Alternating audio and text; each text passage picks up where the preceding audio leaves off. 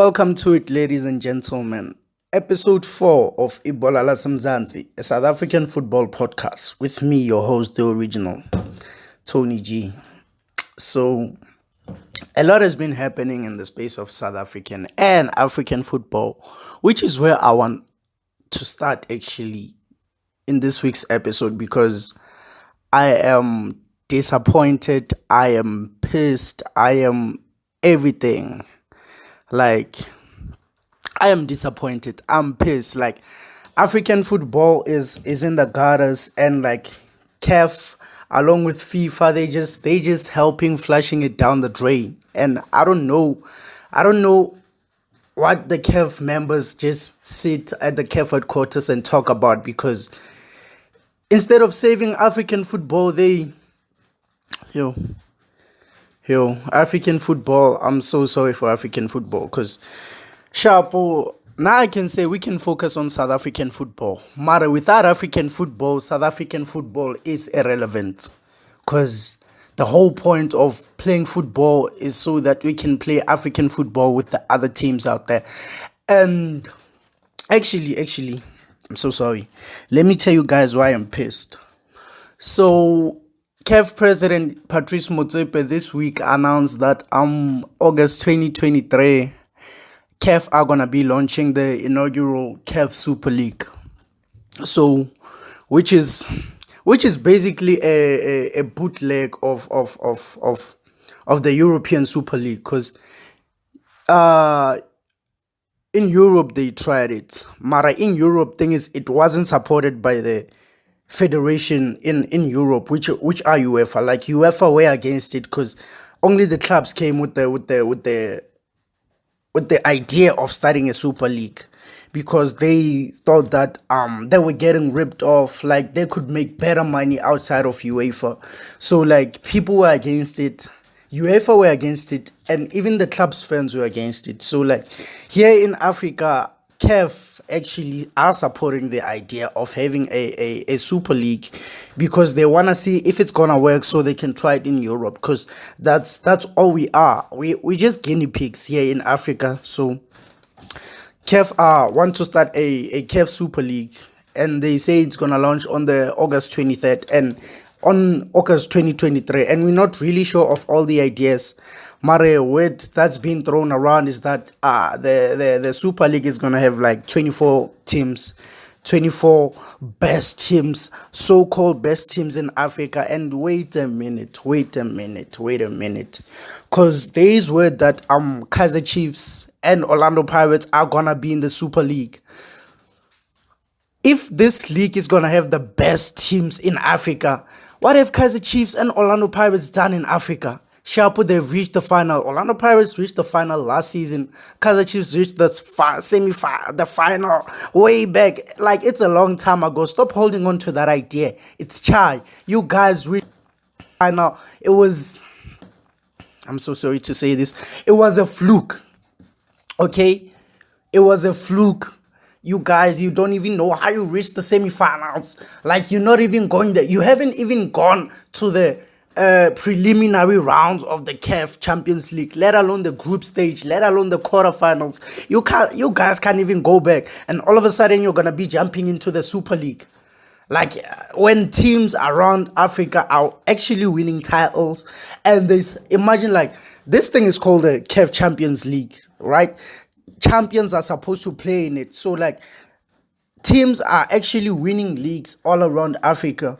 Mare, imagine winning a league, but at the same time having to go through a qualifier to play in a competition that you are supposed to be playing in automatically because you won a championship. It's a Champions League, not a runners league, not a runners up league. So like that's the first problem.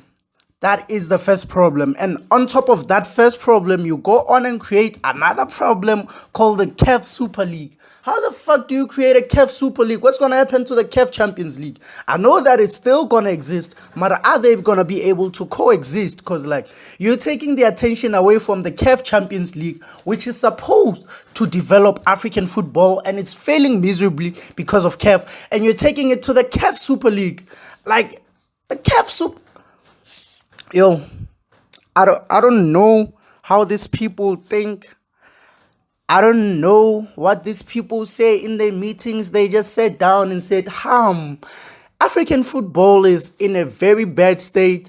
The CAF Champions League is in a very bad state. So let's just kill it and do the CAF Super League. Oh, wow. How genius. They could have just came to us and we could have gave them that idea of how to actually finish off African football, because I have a few ideas. So I don't get what CAF is doing. Because instead of having the CAF Super League, you could try, because they're not even trying. You could try and actually invest and follow up on your investments in other football federations across Africa, because like in Zimbabwe, actually Zimbabwe got banned by CAF and by FIFA, which is why they are not playing the AFCON 2023 qualifiers because of corruption. What are CAF doing about that? Like, go to Zimbabwe, find out where is the corruption and root out that fucking corruption, because there are dozens, millions. There are millions of kids all around Africa, billions actually. There are billions of kids all around Africa playing football right now as we speak, in the mud. They don't even have soccer boots. They are having dreams of one day playing on a national stage and an international stage. Mara, how are those kids gonna get the platform to play on an international stage when you guys are creating a super league that's only gonna be focused on clubs that are already doing great in Africa? Because the Super League is just the rich getting richer and the poor getting poorer. How is a Super League going to benefit a cheaper United? How is a Super League going to benefit a TS Galaxy? How is the Super League going to benefit an FC Platinum from Zimbabwe? How is the Super League going to benefit young Africans who won the Tanzanian Premier League? Mara, somewhere, somehow, they're gonna have to play through a qualifying, like a qualifier round. You guys are the league champions, but you still have to play through the qualifiers. So the Super League is just focused on the rich getting richer. Like it's a billionaires club. Yeah, it is what it is.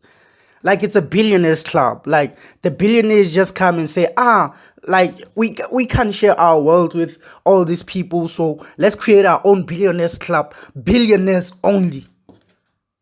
Unless they're gonna give us a different criteria, because right now I'm just assuming. So we still don't know what the criteria is. Mara, I'm pretty much sure the criteria is gonna be the most famous clubs. It's going to be based on fame, because not on performance. If it's going to be based on performance, Kaizer Chiefs shouldn't be there. If it's going to be based on performance, Orlando Pirates shouldn't be there. We don't care about a CAF Champions League you won in 1994. This is 2022. That's so fucking irrelevant. If it's based on performance, there are clubs who deserve to be there. So, Mara, like, it's based on commercial success. That's what it's based on. It's based on commercial success. It's based on revenue. So they're gonna look at like clubs that can pull crowds. We know that Kaizer Chiefs can pull a fucking crowd, even if they were in the Motsepe Foundation, because it's no longer the Glad Africa, it's the Motsepe Foundation. We know Orlando Pirates can pull a fucking crowd.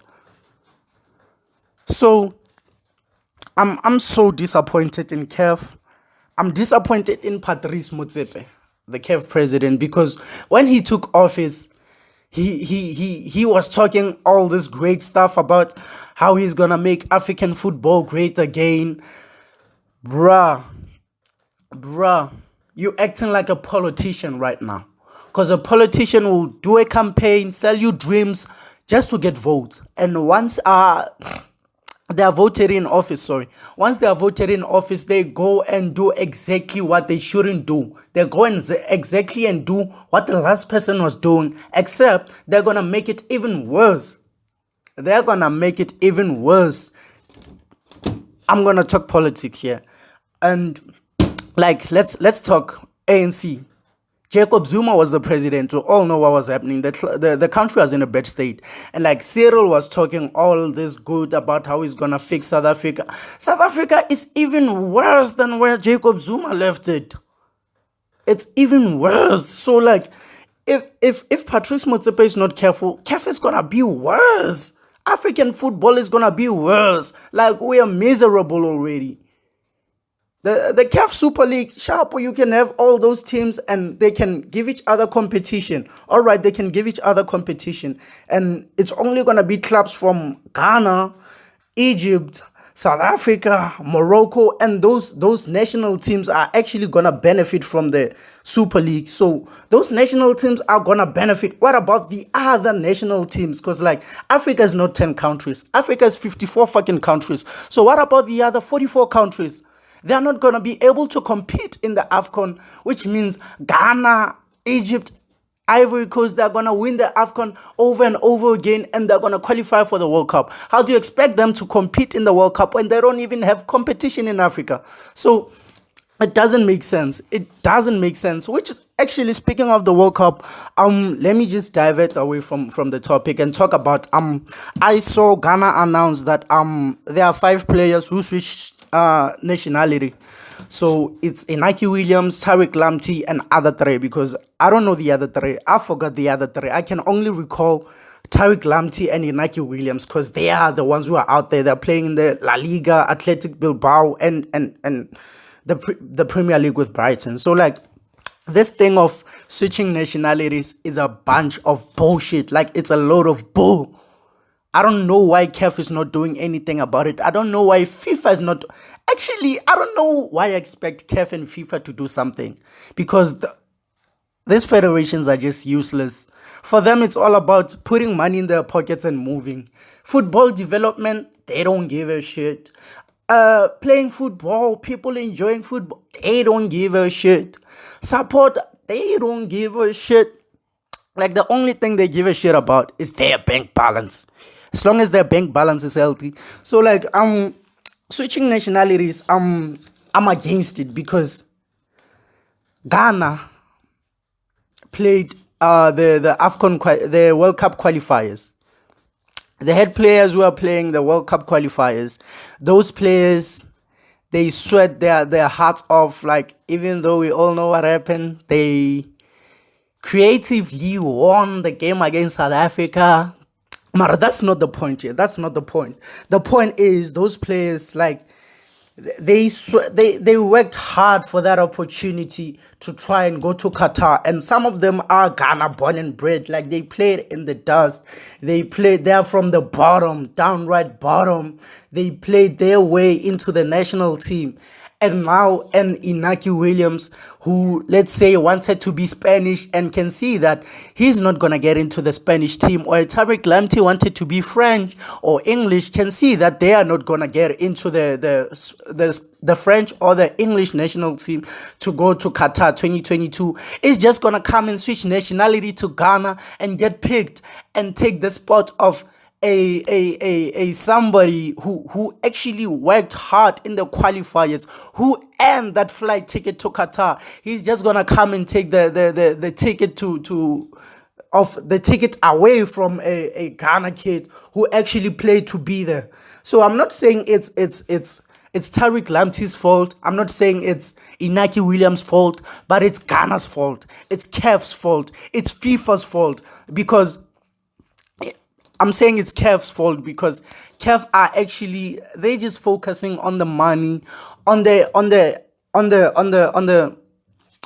financial income that a Ghana is gonna make if they go further into the World Cup, which is a good thing. We do want Ghana to go further into the World Cup. But we want those kids who actually played their hearts off to go further in the semifinals, so they can be recognized by the world and actually go and play in the Premier League. We want more players in the Premier League. Mare, we're busy taking players who are already in the Premier League to come and take the spots of kids who actually sweat to go to Qatar 2022.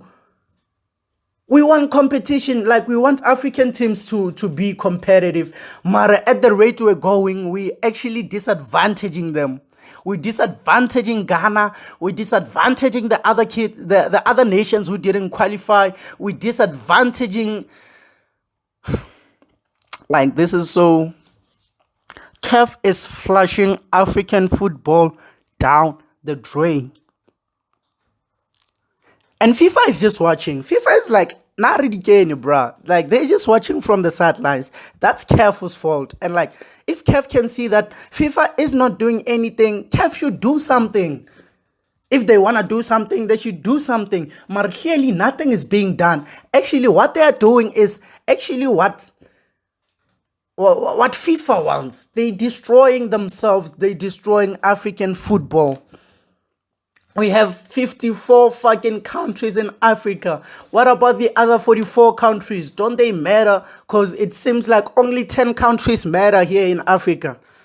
We have a Uganda, we have a Somalia, we have an Ethiopia. Ethiopia play great football. What's happening in Ethiopia?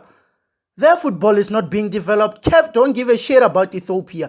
I saw Ethiopia. I'm talking about Ethiopia because I'm South African, so I had to follow Bafana through the qualifiers. Ethiopia outplayed Bafana. It's just that Bafana won. Ethiopia outplayed Ghana at the Orlando Stadium, where they actually beat fucking Ghana. Ethiopia play football. Ethiopia play fucking football, but nothing is done to improve Ethiopian football. CAF is doing nothing. They just folding hands, busy endorsing our South Africa, who are actually... Right. Let me calm down.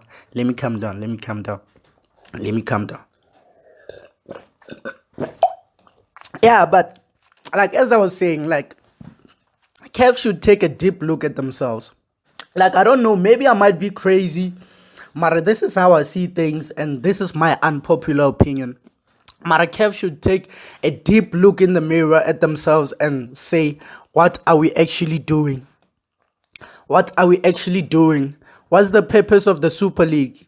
To make Al Ahly richer and to actually drown the 10th place, 11th place, 12th place team in the Egyptian Premier League to not even get a chance to be recognized by the African football fraternity, let alone the international football fraternity. So CAF should do something. Like, CAF should reassess, reevaluate themselves, and CAF, like, please, we love football. Like, we love African football, and we don't want Europeans coming here taking the spots of our brothers, our sisters. Even with women's football, please. I see with women's football you actually are trying, but with men's football, like, an average Tony there playing in the streets, going back home, turning on the TV and hoping to actually play in the Premier League.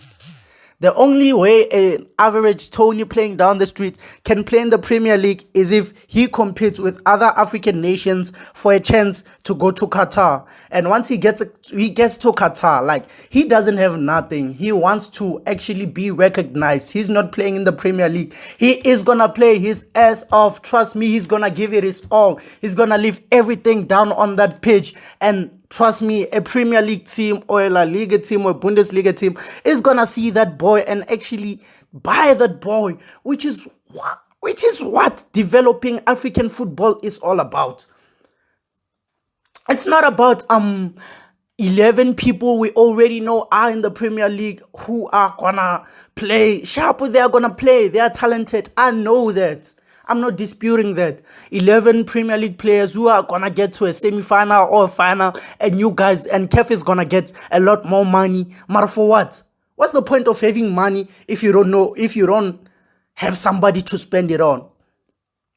Like, if you didn't actually like push 3 players or 4 players to actually go and play in the European major leagues, what's the point? What is the point? So, I don't know. Like I said, maybe I'm crazy and CAF and you guys see it differently. But the way I see it, this is not the way to go.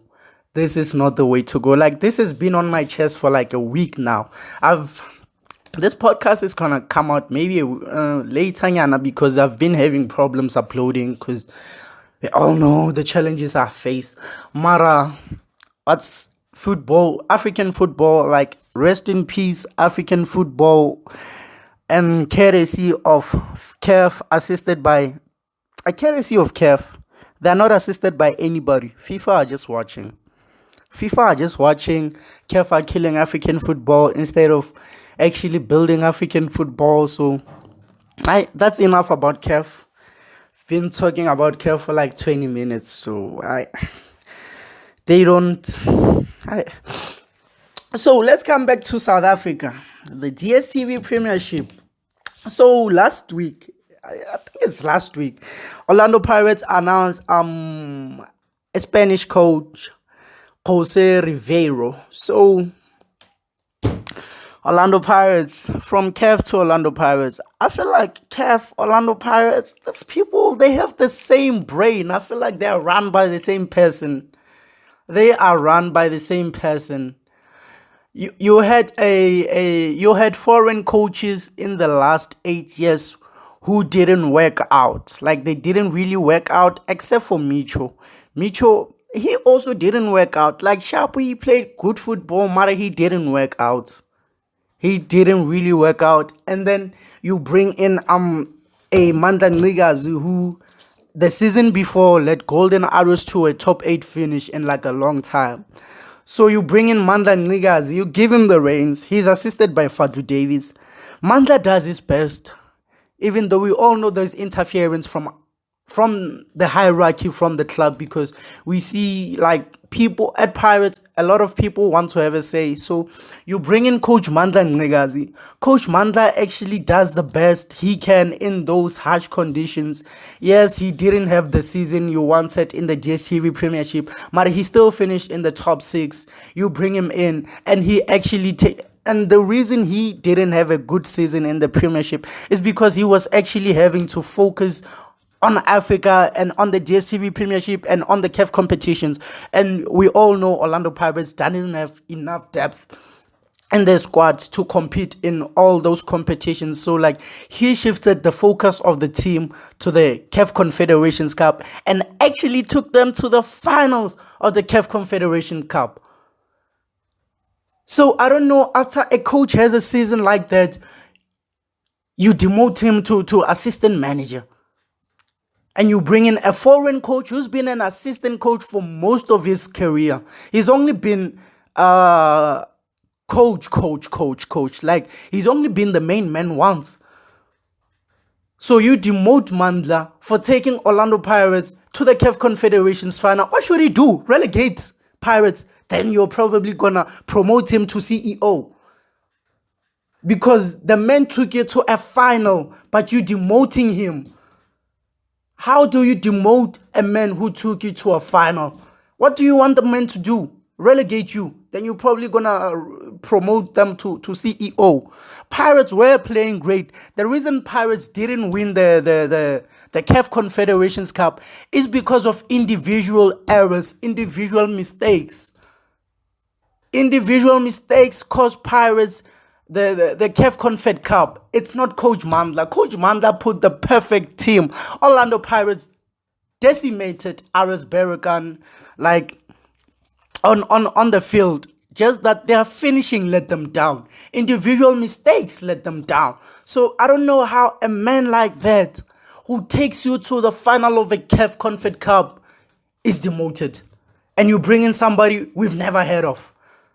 He doesn't know African football. First of all, he has to learn African football. He has to learn the PSL, which means it's a season where he's just gonna be knowing, like he's gonna be learning the ropes. So this season you're not expecting anything, because you're starting from the bottom, from 0, 0, 0, 0, and it's a risk with someone we don't know what they can achieve. So you're starting from 0, and then next season he's actually building. He's still building the foundation. So it's the second season, 0.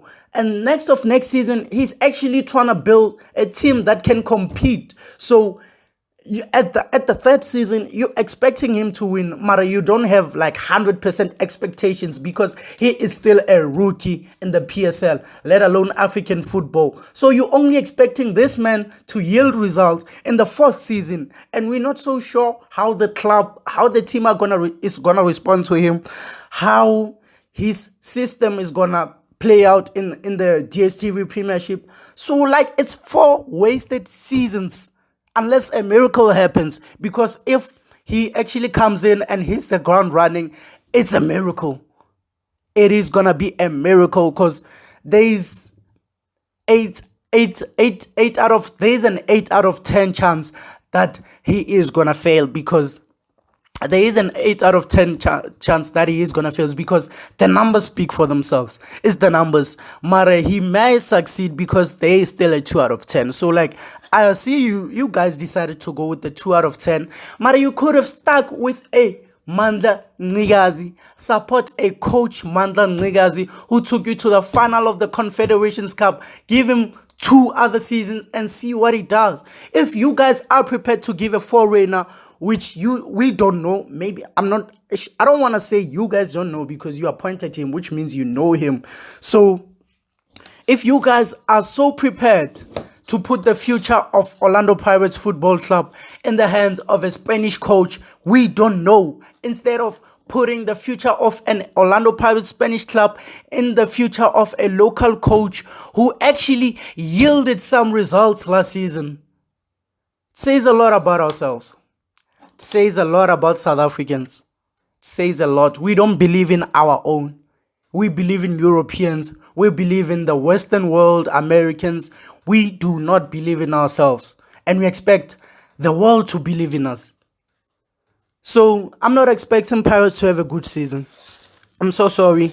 Mara, I'm not expecting Pirates, because actually, I want to talk about... Actually, let me just finish this point and then I'll talk about it. I'm not expecting Pirates to have a good season.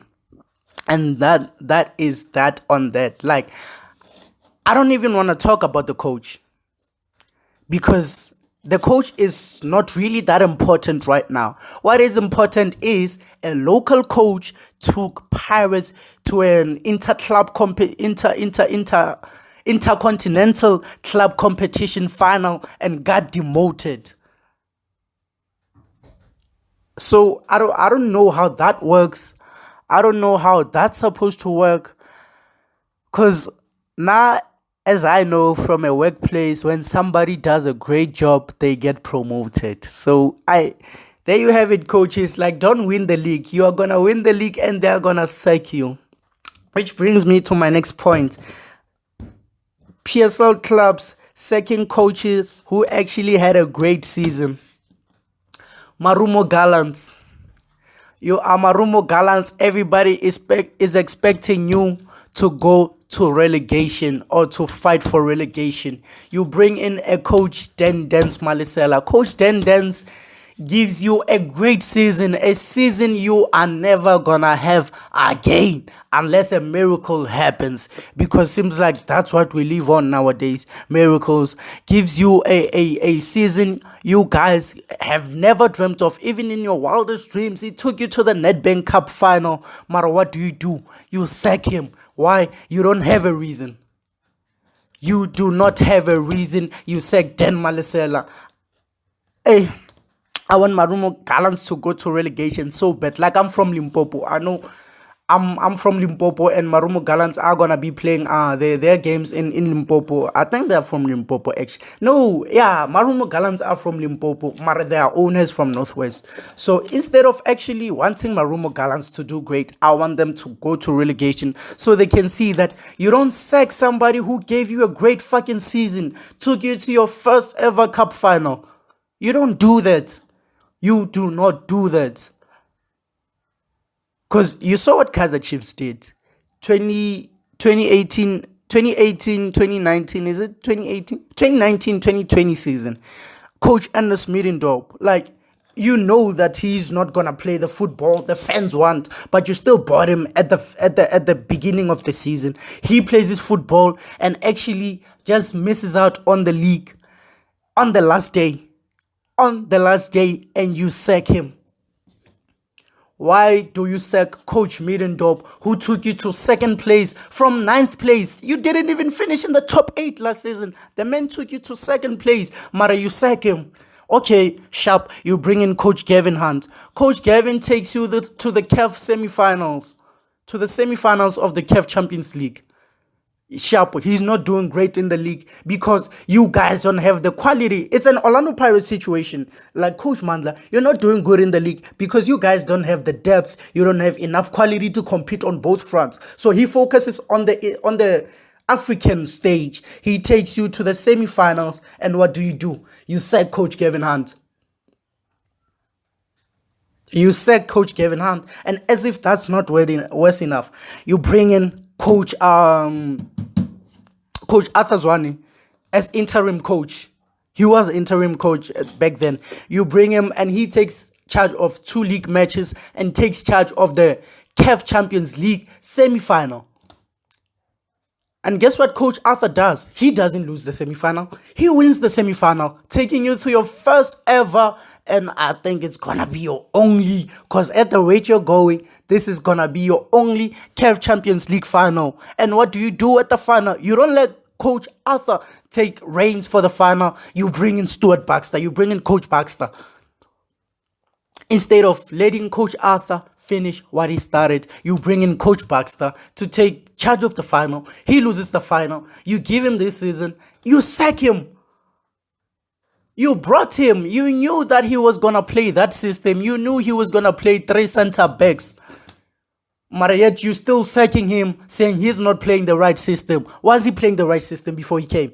Because he didn't just change. He was Coach Baxter before he came. So I don't understand. Like South African football teams, I'm gonna have to agree with Junior Kanye. They are run like spaza shops. All of them, even Kaizer Chiefs, even Orlando Pirates. I don't care how much commercial success they make, how many t-shirts they sell, how many fans they have, how much money they make. Like they are run like a spaza shop. Like your main business should be on the field and actually winning something. You haven't won nothing in 8 years. You have won 1 trophy in 8 years. What do you call that? Success. Is that success? You are happy if a club is performing like that. So these teams are run like spaza shops. Marumo Gallants, you don't do that. Royal AM, where's the profession? Coach John Maduka. Like, this is your first season. I know you bought a status, but let's just say you guys got promoted into the big league. This is your first season, and Coach John Maduka has like 40 players, and he actually has to manage 40 players. Like, you know how hard it is managing 23 players, let alone 40 players. He has to manage 40 players, and he absolutely does that. He manages 40 players and leads you to 3rd place. Like, you guys are going to be playing CAF Confederations Cup football in your first season in the Dstv Premiership. But where's the coach who led you there? He's not there. Like, I know the Royal AM Coach Maduka, like, it may be different because I think Coach Maduka is the one who wanted to leave. Mare, like, the man had a successful season, so you must have done something for him to be wanting to leave. So I just hope you guys also get relegated too, along with Ish. I hope all these teams get relegated, man, because I don't think they're taking themselves seriously. You're not taking yourself seriously. How do you expect us to take you seriously? Like, when at the end of the day, as long as you have money and your family is eating, you can put food on the table. That's it. That's chai. That's what football is to you. You guys don't give a shit about football. You don't care. You do not care. As long as you have money, you putting food on the table, everything is okay. So, African football, South African football, we need to take ourselves seriously. We need to take ourselves seriously. So, in the midst of all the bad that's happening in South African football, there's actually some goods, like a diamond in the rubble, the shining light in the dark of South African football, who are Mamelodi Sundowns. That club is living proof of how a properly run football club turns out to be. Mamelodi Sundowns are a commercial and a on the pitch footballing success. That's how you run a football club. So Sundowns, we all know they are gonna win the league next season. Cause if they don't win the league, it's a miracle. Like I'm talking facts here. Like I love talking facts. Like and I love talking facts and numbers don't lie. I know there's like a short time when numbers do lie. But at this time, we do expect Mamelodi Sundowns to win everything. We do expect them to compete in the CAF Champions League because they are a well-run club. They are a properly run club. They are a football club. They are what a football club should be. It's like when you're kids and there's when your parents are raising you and there's that kid there at the corner busy smoking drugs and stuff, and then there's that kid who's a nerd. Like your mother always wants you to become like the nerd. Like when they are making example, they are gonna always make example of the nerd who's actually gonna become something of them in their lives. So if you wanna be successful, follow Sundowns. Do what Sundowns is doing. Just follow Sundowns. As I was saying before, I was rudely interrupted. Mamelodi Sundowns are the future. Mamelodi Sundowns are the perfect example of what a football team should be run like. So right now, we all know they signed one of the best holding midfielders in the country, Sipho Mbule, along with one of the best holding midfielders in the country, Tebogo Mokoena. And they also have the best holding midfielder in the country, Andile Jali. Tell me, like, please try and convince me how that is not the formula to winning the Dstv Premiership, because that is the perfect formula. So Mamelodi Sundowns are expecting Ethiopian striker Abubakar Nasir. So apparently the guy has been pulling trees. So word in the media is that he's good. Like he is good. So he played his last game last week for Ethiopia Coffee. I think that's his team. So he's gonna be coming to South A to add on to Peter Shalulile, Gaston Cirino, Tembazwani, like Sundowns' deadly front line. So let's just save Mamelodi Sundowns all the trouble of playing their games and give them the league and let them focus on the CAF Champions League, because they are gonna take the league. All the signs point to Sundowns unless something unnatural happens. Mara, so far, everything is going to Sundowns. So, like I said, unless something unnatural happens, and I don't really believe in unnatural stuff. So, I believe in facts, I believe in numbers, I believe in the stats. Sundowns are going to win the league. So, we've also seen Royal AM. They've announced former Swallow striker Ruze Hamildine, who actually had a great last campaign, was supposed to go to Chiefs. Kaizer Chiefs pulled out. I think that dented his confidence. Didn't really have a great last campaign. So he's down in Durban at Royal AM, along with former Kaizer Chiefs striker Samir Nukovic, whom I am critical of. Like I've been critical of Samir Nukovic in his first season. Like I don't really wanna sound harsh, but I am gonna be harsh. Sami Nukovic doesn't know how to turn to save his life. During the past 2-3 weeks, we've been watching the Kasi football, the DSTV Kasi championships. We've seen Kasi kids turn like professionals. Those kids are superstars. Mariette Sami Nukovic, who can't even turn to save his life, was earning 900k per month at Kaizer Chiefs. While that Kasi kid, you could take that Kasi kid and like, because they have nothing, like they're just starting, give the Kasi kid 20k. Give the kid 20k, he's gonna give you results. Instead of having a man who can't even turn to save his life, a man who can do a step over to save his life, a man who can Rabona, a man who's a fucking center back, Mara playing as a center forward. So how Kaizer Chiefs scouted Sami Nukovic? I know he had a great first season, Mara, that's all behind you. You are defined by what you do, not what you did. Like people don't wanna know nkile ka khona. That doesn't fucking matter. Wahona, no. What are you doing right now? So Royal AM took Sami Nukovic. I don't know. Maybe they think they can turn him into the player he was. But for me, Sami Nukovic is not your ideal player. He's not an ideal Royal AM player because I saw Royal AM last season. Royal AM played some great football with Victor Letsoalo at the heart of the central attacking line. They had Tebogo Potsane. They had everybody. They played some great football under Coach Maduka. You get rid of Coach Maduka. You also get rid of his DNA by bringing in Sami Nukovic, who's gonna slow down all your movements, who's gonna force you to play wide because he's a target man. So you have to throw balls into the box. You're no longer gonna play build up. It's a center back. Boom. Number 8. Cross. Goal. That's how Sami Nukovic plays. Because Sami Nukovic is not your typical 1-2 player, fancy footwork player. So good luck to Royal AM. Like, I really wish you good luck. You guys had a great first season. No matter what you're doing now just spells disaster. You guys are making a bomb. And it's gonna explode in your face. A bomb that's gonna explode in your face.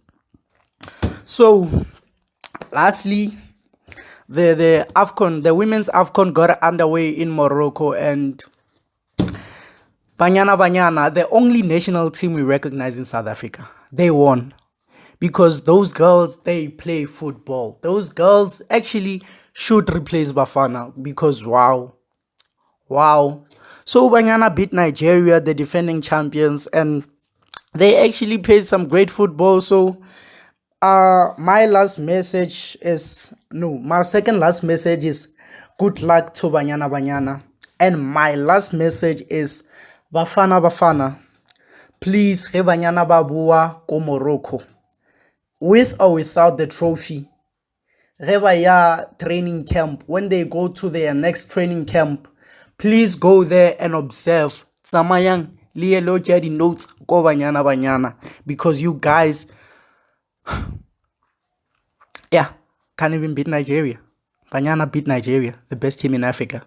So just go and observe Banyana Banyana, and trust me, that will do you a whole world of good. So that's been it, people. Like, thank you for if you've joined me up to this point. Episode 3 of Ibola Lasemzansi. Episode 4, man. Why the fuck am I so obsessed with episode 3? Maybe it's because I enjoyed episode 3 so much. I really enjoyed episode 3. But I also enjoyed episode 4 because this is my first. I felt like I was angry throughout the episode. But it's the things that happen that make me angry. Like, these people don't take football seriously. Like, football should be a lifestyle, not just another way of making money. We take this shit seriously. We take this shit to the heart. Like, we have 99 problems. Trust me, I have 99 problems. And football is my only escape. And I want to see it done the way it should be done. Like, I'm even to a point where I'm tearful right now. I feel like crying. Because that's how personal this shit is to me. Mara, it's so sad to see that something that you're taking seriously, someone who is supposed to be taking that shit seriously more than you, isn't even making an effort. So, good luck to Kev. Good luck, African football. Good luck, Banyana. Please go and win and qualify for the 2023 Women's World Cup, because I saw you guys at the 2019 Women's World Cup and you actually tried. Thembi Kgatlana. Actually, before I close, Banyana played the 2023 AFCON World Cup. Thembi Kgatlana was playing in South Africa. Refilo Jane was playing in South Africa. Only a few players, Nokumatlo, Van Heerden, were playing in Europe. After the 2019 Women's World Cup, Thembi Kgatlana went to Europe, played for Atletico Madrid. Refilo Jane went to Europe, played for one of the biggest football team in the world, AC Milan. That's what football is all about. Developing players. That's what African football should be about.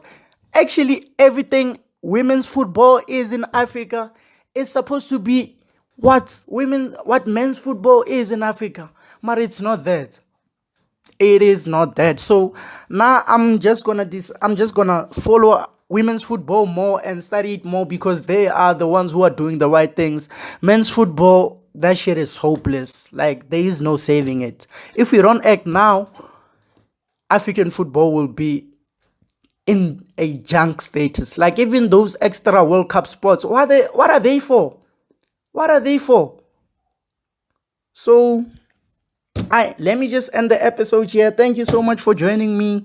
This has been episode 4 of Ibola Lasemzansi, a South African football podcast with me, your host, the original Tony G. Until the next episode, and please do everything correctly because there are people who actually look up to you guys. Like now I'm no longer talking football, I'm talking life in general. There are actually people who want to be you. So please do your things correctly for your future because everything might be great in the long run, but how does it impact the future? Before you do anything, like ask yourself, how is this gonna benefit me in the long run? So adios, have a great day.